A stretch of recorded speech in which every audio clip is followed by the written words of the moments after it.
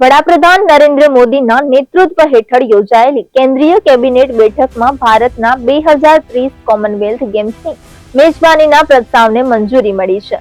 સરકારે આયોજન માટે અમદાવાદને આદર્શ શહેર ગણાવતા કહ્યું કે અહીં વિશ્વ કક્ષાના સ્ટેડિયમ, અદ્યતન ટ્રેનિંગ સુવિધાઓ અને રમતનો જુસ્સો છે. ભારતીય ઓલિમ્પિક એસોસિએશને અગાઉ 13 ઓગસ્ટના રોજ સત્તાવાર ધોરણે કોમનવેલ્થ ગેમ્સ માટે મંજૂરી આપી હતી. કોમનવેલ્થ ગેમ્સ 2030 નો સંપૂર્ણ ખર્ચ સરકાર ભોગવશે અને જો ભારતને યજમાની મળશે તો તેનું આયોજન અમદાવાદ કરવાનો પ્રસ્તાવ રજૂ કર્યો છે.